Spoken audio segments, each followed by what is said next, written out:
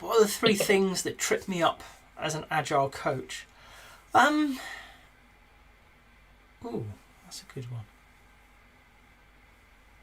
What trips me up?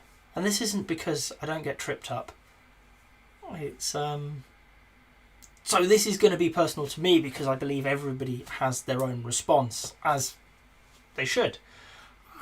But 3 things that trip me up. One is when people use language confidently yet incorrectly. So I'm fortunate, I've been knocking around the Agile world for a long time, and you pick up lots and lots of meanings for the same phrase. MVP is a popular one. It means quite a few things now. That only really started with 2 meanings. And you hear it a lot. And what I occasionally find myself doing, though ironically I teach people to watch out for this, is assuming we all mean the same thing. Maybe because in a previous meeting we'd agreed on a definition for that meeting, and I think that that's going to carry on, forgetting that that's my job. I'm focused there. The people in the conversation were there for an hour maybe, and then they went back to work with the normal people who are using a different definition, and a week or 2 later when they come up, they've got a different definition again. So one of the things that trips me up really is it's just human behaviour. Is we are going to mimic the people around us. So I may get agreement in a meeting for that definition, but they're going to mimic the culture, the organisation that they're back in for the 2 or 3 weeks that we didn't since we had that conversation. Whereas I'm focused, I was in this meeting, I know what happened. At times I forget people have other stuff to do. They need to go and do their day job, as they'll often phrase it. Okay. Whereas my day job is the Agile bit. It is working with them on this thing. And human nature means that they're going to get drawn back into that culture very, very quickly because it's home. They may have been willing to step out their comfort zone for a short period of time, but really, we like being comfy, don't we? And that's what's going to happen. So for me, particularly as an external coach, it's remembering this isn't the be-all and end-all. I get tripped up when I forget that. This isn't everything. They've got many, many things to do.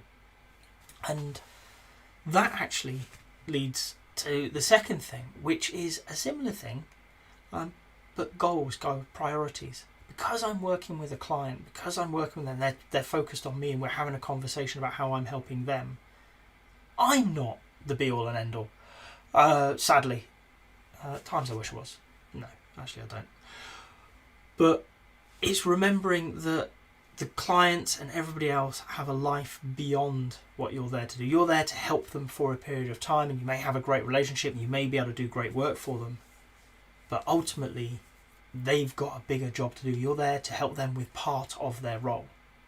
You're there to help them improve the environment for the teams, help the teams improve themselves, help the organisation understand this Agile thing and the impacts of their policies on trying to adopt it, whatever it is that you're there for. What we've got to remember is that's a part of it. It's not all of it. And Agile isn't everything. It's not the answer. It's just a thing that we bring in to help people realise different outcomes, hopefully better, achieve goals. And because I find myself steeped in Agile so much, we run it through our Agile Centre. We make sure that people we try and support people living and breathing the values of Agile Centre, which are based on Agile and many other things. I forget not everybody lives in that environment. In fact, most people don't. Most of my clients certainly don't. They are dealing with many things that they're not going to talk to me about, and that's okay. It's not what I'm there to help them with. So it's 2 things. They're similar but different to me. One is remembering that people step outside and go back to their day jobs, and 2 is remembering that reason that you're brought in isn't everything the organisation is trying to do. So if you've got to this point in the video, I hope you've enjoyed it. If so, a like would be appreciated. If you want to hear more from me, more answers to questions that maybe you've got in the Agile world, please subscribe to the channel. And if you've got a question that you really want answered, drop it in the comments. I promise we'll get around to it. Thank you.